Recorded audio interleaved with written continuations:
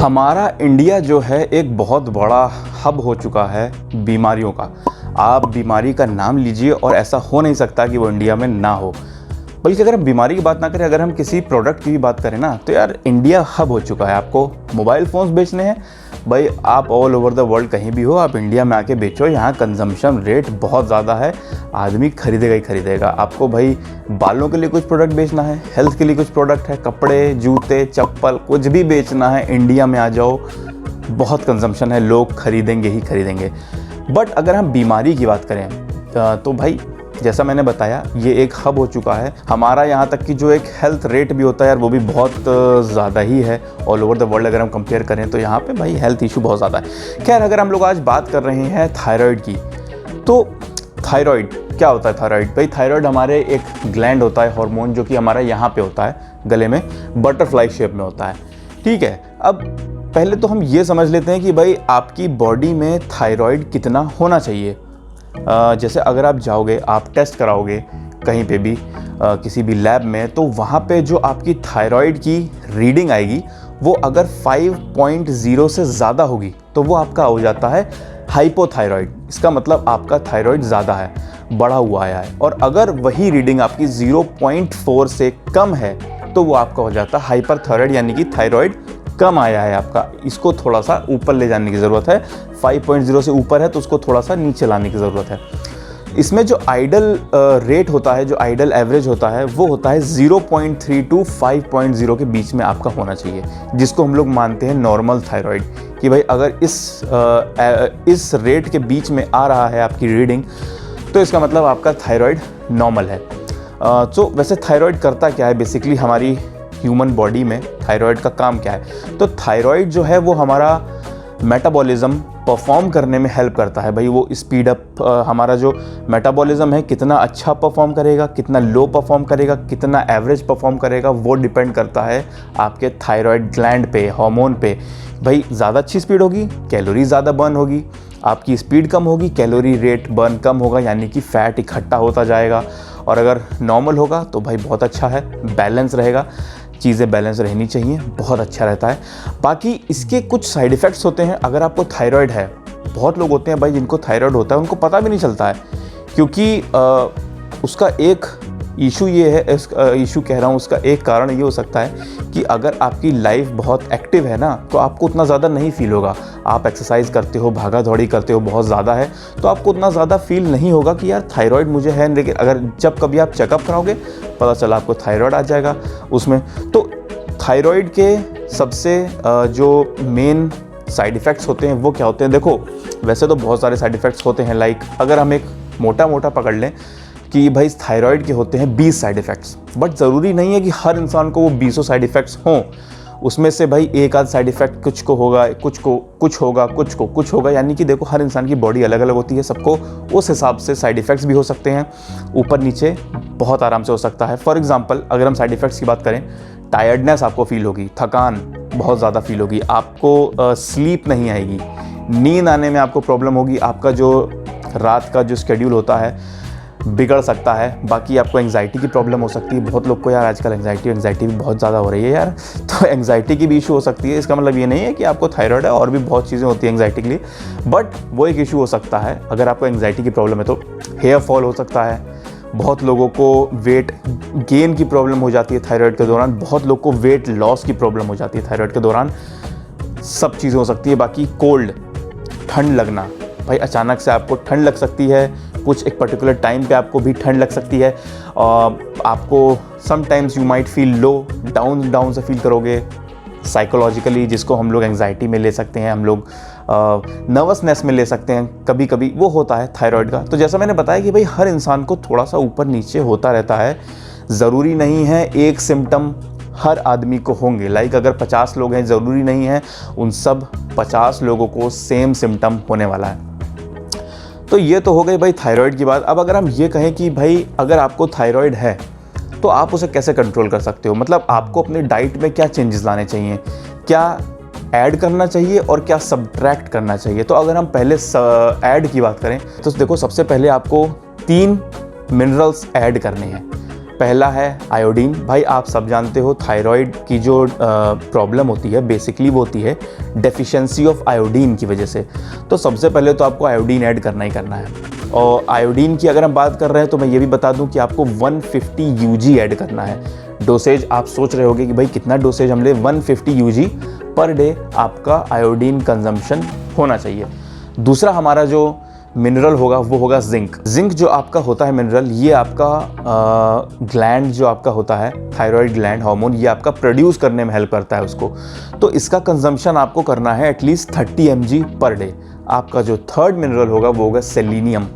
Selenium हमारा ये जो ग्लैंड होता है थायराइड, इसको प्रोटेक्ट करता है। जैसे भाई हम लोग जिम जाते हैं, जैसे मैं हूँ, हम लोग जिम जाते हैं, मेरा फोकस है वेट गेन या मसल गेन, वेट नहीं बोलूँगा, मसल गेन, मास गेन मेरा फोकस है। तो उसके लिए भाई आपको डाइट खानी पड़ती है बहुत अच्छी खासी। ठीक है, ये मैं उसके रिगार्डिंग नहीं बता रहा हूँ, थोड़ा हट के बता रहा हूँ एक चीज़ आपको समझाने के लिए कि हमें खाने पड़ती है बहुत सारा खाना। तो हमें लीवर अपना प्रोटेक्ट करना होता है, जिसके लिए हम खाते हैं Li52। बहुत लोग हो सकता है नहीं कंज्यूम करते होंगे, लेकिन मैं करता हूँ, बहुत टाइम से करता आ रहा हूँ, आगे भी करूँगा। आप नहीं करते हो उसके बारे में गूगल कर लो, आप वैसे जान जाओगे क्या है। Li52 बेसिकली हमारा क्या है, लीवर प्रोटेक्ट करती है। तो Li52 हम इसीलिए खाते हैं कि भाई अगर हम कोई टॉक्सिक चीज़ भाई हमारे अंदर गई, इन्फेक्शन टाइप का हुआ खाने पीने के दौरान, तो वो हमारे लीवर को प्रोटेक्ट करता है, प्लस डाइजेशन हमारा बहुत अच्छा करता है। तो जैसे मैंने आपको ये समझाया कि भाई हम इसलिए खाते हैं प्रोटेक्ट करने के लिए, वैसे ही हमको सेलेनियम खाना है अपना थायराइड ग्लैंड प्रोटेक्ट करने के लिए। ये 3 मिनरल्स आपको ऐड करने ही करने हैं अपनी डाइट में। अब अगर हम बात करें कि वो कौन सी चीज़ है जो आपको ऐड नहीं करनी है बल्कि सब्ट्रैक्ट करनी है, वो कौन सी चीज़ है, वो हैं 2 चीज़ें। पहली चीज़ आपकी होगी गोइट्रोजन। गोइट्रोजन जो आपका होता है वो आपका स्पिनच में होता है, पालक आपके हो गए, आपके ब्रोकली हो गई भाई, जिसको बहुत लोग कंज्यूम करते होंगे। अगर आप हेल्दी हो आप बिल्कुल कंज्यूम करो, अगर आपको थायराइड की प्रॉब्लम है तो आपको कंज्यूम नहीं करना है, ऑब्वियसली आपको छोड़ना पड़ेगा। बाकी आप जो टी होती है हमारी ग्रीन टी, ये मैं बहुत टाइम से क्या, जब मैं ये टॉपिक सोच रहा था तो मैं सोचूंगा यार ये पॉइंट बोलूँगा क्योंकि जो टी होती है हमारी ग्रीन टी, उलांग टी, ये आपको छोड़नी पड़ेगी क्योंकि उससे आपका गोइट्रोजन लेवल बढ़ सकता है। बाकी आपका हो गया वाइन, मस्टर्ड, पीनट, कैबेज, हमारी लीमा बीन्स होती हैं, लाइम बीन्स भी कहते हैं उनको, ये सब चीज़ें आपको छोड़नी पड़ेंगी अगर आपको थायराइड की प्रॉब्लम है तो। प्लस एक चीज़ मैं आपको और बता दूं कि इसमें सोया प्रोडक्ट्स जो होते हैं ना, वो भी आप कंज्यूम नहीं कर सकते हो क्योंकि सोया प्रोडक्ट्स आपका गोइट्रोजन लेवल इंक्रीज करता है। बाकी आपका गोइट्रोजन जो है वो कुछ फ्रूट्स में भी होता है, लाइक स्ट्रॉबेरीज हो गई, पीच हो गई, ये 2 बहुत मेन होती हैं जिनमें आपको गोइट्रोजन लेवल बहुत अच्छी खासी मात्रा में होता है। तो ये फ्रूट्स भी आपको नहीं लेने हैं। सो बेसिकली आपको गोइट्रोजन जो है, जिन आपकी सब्जियों में गोइट्रोजन है वो सब्जी आपको कंज्यूम नहीं करनी है, और जो फ्रूट्स में भी अगर आपको गोइट्रोजन है तो वो फ्रूट्स भी आपको कंज्यूम नहीं करना है। दूसरी चीज़ जो आपको कंज्यूम नहीं करनी है वो है ग्लूटेन। आई होप काफ़ी लोग जानते होंगे यार, आजकल ये सब चीज़ें बहुत पॉपुलर हो रही हैं, ग्लूटेन, वीगन होना ये सब चीज़ें। तो ग्लूटेन आपको कंज्यूम नहीं करता है। खैर वो भी ग्लूटेन जो हमारा होता है वो भी एक तरह का प्रोटीन होता है, बट दैट डजंट मीन कि भाई प्रोटीन के चक्कर में आप उसको कंज्यूम कर लो अगर आपको थायराइड की प्रॉब्लम है तो। जो ग्लूटेन होता है यार, ग्लूटेन से भी हमारी बहुत चीज़ें बनती हैं। पास्ता हो गया, हमारी वीट, हमारा बार्ले, हमारी रोटी, ब्रेड, ये जितनी भी चीज़ें होती हैं भाई सब बनती हैं ग्लूटेन से। तो आपको ग्लूटेन की जगह क्या कंज्यूम करना है भाई, जो आटा होता है वो आपको ग्लूटेन फ्री लेना है। ग्लूटेन फ्री आटा, gluten free bread, gluten free pasta. भाई आजकल हम लोग का जो लाइफस्टाइल है वो इस तरफ थोड़ा सा बढ़ रहा है। आजकल लोग जागरूक हो रहे हैं तो वो हेल्दी लाइफस्टाइल की तरफ जा रहे हैं। तो बहुत चीज़ें हेल्दी आपको मार्केट में मिल जाएंगी ग्लूटेन फ्री। पहले आज से आई डोंट थिंक 4-5 साल पहले ये सब बहुत आसानी से अवेलेबल था, बट अब ज़्यादा आसानी से अवेलेबल हो जाता है। आपके नियर जो आपका पास वाला जनरल स्टोर होगा ना, बेझिझक जाओ, वहाँ पे आराम से आपको सब मिल जाता है। पास्ता वास्ता, ब्रेड जो भी लेनी, आटा ग्लूटेन फ्री आपको मिल जाएगा। तो ये चीज़ें आप कंज्यूम करो अगर आपको थायराइड की प्रॉब्लम है तो। अब हम बात करते हैं कि आपको क्या चीज़ें ऐड करनी चाहिए। ये तो मैंने आपको बता दिया कि भाई आपका गोइट्रोजन जो होता है और ग्लूटेन होता है ये आपको हटा देना है, अपनी डाइट में रखना ही नहीं है आपको। अब अगर हम बात करें कि आपको अपनी डाइट में रखना क्या चाहिए, क्योंकि भाई डाइट में फिर बचा क्या, बहुत चीज़ें बची हैं, जैसे कि डेयरी प्रोडक्ट्स, आपका फिश, आपका मीट, आपके एग्स, ये सब चीज़ें आप कंज्यूम कर सकते हो। कुछ ग्रीन वेजिटेबल्स हैं जिनमें गोइट्रोजन नहीं है, आप वो कंज्यूम कर सकते हो। बाकी इसमें मैं एक चीज़ कुछ और ऐड करना चाहूँगा कि भाई अब ऐड कर ही रहे हो, ये तो हमने डाइट की बात कर ली, तो अगर हम बात करें कि अपने स्केड्यूल में आपको और क्या क्या ऐड करना चाहिए, तो उसमें सबसे पहली चीज़ जो मैं रिकमेंड करता हूँ वो होता है स्लीप, रेस्ट। भाई आजकल का टाइम ऐसा है भाई, लाइफ इतनी हेक्टिक हो गई है, स्केड्यूल लोगों का बिगड़ जाता है, आई अंडरस्टैंड, बट स्लीप बहुत ज़रूरी है। एटलीस्ट 7 से 8 घंटे की नींद बहुत ज़रूरी है, वो भी स्पेशली तब अगर आपका थायराइड लेवल बढ़ा हुआ है और आपको उसको कंट्रोल में लाना है। तो देखो ये सब चीज़ें आपको बहुत ध्यान में देनी पड़ेंगी कि क्या हमें खाना है, क्या हमें नहीं खाना है। जो चीज़ें मैंने आपको बताई भाई ऐड करनी है वो आपको ऐड करनी है, जो नहीं ऐड करनी है नहीं ऐड करनी है, ये सब आपको बहुत ध्यान रख के चीज़ें करनी पड़ेंगी। हमारी दूसरी चीज़ है कार्ब्स, लो कार्ब्स। आपको कार्ब्स का लेवल अपना लो रखना है। अब लो का मतलब ये भी नहीं कि एकदम कुछ खा ही नहीं रहे हो, कीटो डाइट में चले गए हो, ऐसा नहीं करना है। कार्ब्स खाना है लो और मीडियम जो होता है ना, लो मीडियम रेंज के बीच का आपको रखना है। मीडियम से ऊपर ना जाए, हाई रेंज पे नहीं जाए, नहीं तो आपको फिर से थायराइड की प्रॉब्लम बढ़ सकती है और वो आपको इशू दे सकता है। जो भी आपके साइड इफ़ेक्ट्स मैंने बताए थे वो चीज़ें आपको प्रॉब्लम दे सकती हैं। हमारी थर्ड चीज़ जो हो जाएगी इसमें आपको ऐड करनी है अपने स्केड्यूल में, वो होगा एक्सरसाइज। एक्सरसाइज आज के टाइम में बहुत ज़रूरी है। आधी से ज़्यादा बीमारियां आपकी एक्सरसाइज से ख़त्म हो सकती हैं। प्रूवन है ये, मतलब टेस्टेड एंड प्रूवन है।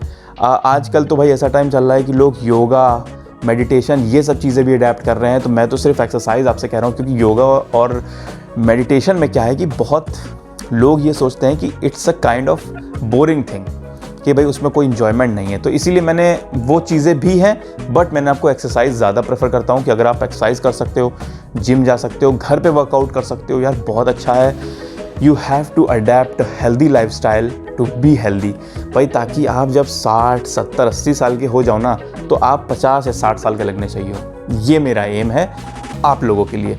सो ये हमारी थायराइड की चीज़ें आपको इसमें ऐड करनी है। ये सब चीज़ें मैंने बता दी। अब एक लास्ट में मैं एक चीज़ और ऐड करना चाहूँगा। अगर आप में से बहुत लोग होंगे भाई जो यंग एज में अभी होंगे और उनको थायराइड हो सकता है। ज़्यादातर थायराइड क्या है आजकल के टाइम में, औरतों को ज़्यादा हो रहा है, वुमेंस, गर्ल्स को ज़्यादा हो रहा है थायराइड। मेंस को भी होता है, मैं ये नहीं कह रहा नहीं हो रहा, तो ऐसा कुछ मत समझना, बट वुमेंस को ज़्यादा होता है। तो मैं आपको यही एडवाइस करूँगा कि पहले अपनी बीमारी का सॉल्यूशन कर लेना भाइयों बहनों दोनों लोग के लिए, क्योंकि आजकल वुमेन्स, गर्ल्स हैं, उन सबको भी बहुत थायराइड हो रहा है। उनका रेशियो थोड़ा सा बढ़ रहा है, मेंस भी हैं उसी लाइन में, बट उनका रेशियो थोड़ा सा बढ़ रहा है अकॉर्डिंग टू द जो रिसर्च होती रहती है भाई यूएस में। तो खैर क्या क्या रिसर्च होते रहता है। सो खैर जो बात हमारी ये है कि अगर आपको कोई भी इशू है, आपको फिजिकल कोई भी इशू है, चाहे आपको गाउट है, थायराइड है, लोअर बैक इशू है, कोई भी तरह का आपको इशू है, उसको रिजॉल्व कर लो बिफोर हैविंग अ चाइल्ड, क्योंकि आप भी नहीं चाहोगे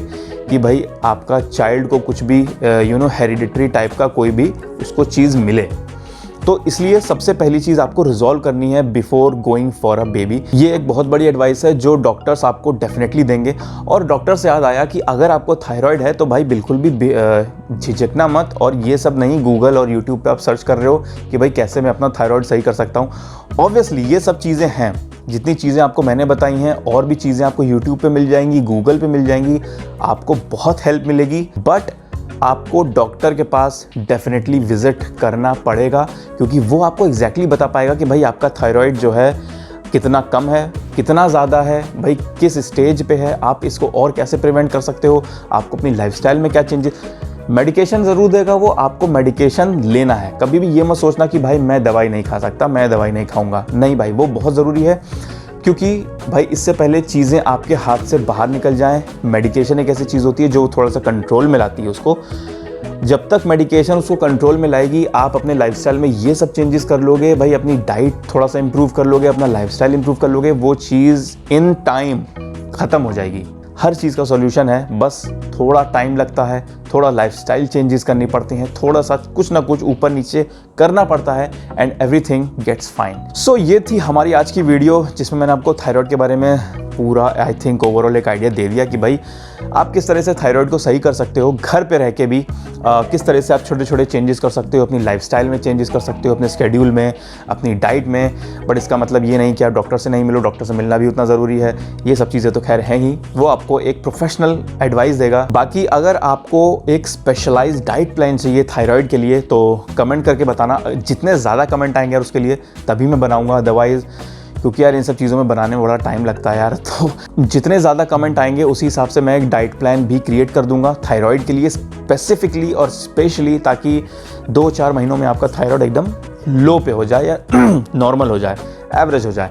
so thank you for watching this vlog, I hope you liked it. बाकी मिलते हैं आपसे अपने नेक्स्ट व्लॉग में, तब तक के लिए take care of yourself, keep eating healthy food, lifestyle change कर लो, यही टाइम है। See you guys.